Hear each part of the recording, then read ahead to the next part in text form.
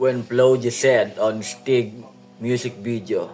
Di pwede na pera lang may tao. No. Dapat pati tao meron pera. Wala kasing kwenta sa tao. Pag yung tao walang kinikwenta.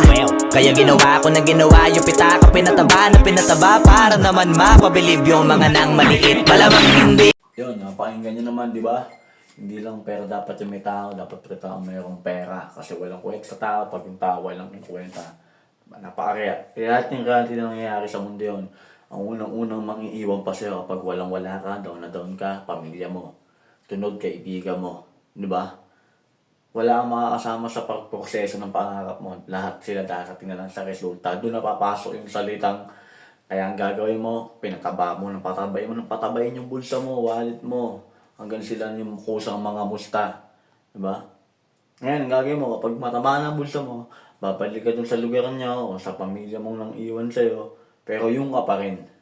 Hindi ka magmabayabang, hindi ka magmamataas. Papakita mo lang sa kanila na yung kasabihan is, greatest revenge is being successful. Diba? Doon pa lang magiging maliit na sila pag mataba na yung bulsa mo. Peace out. Mace love.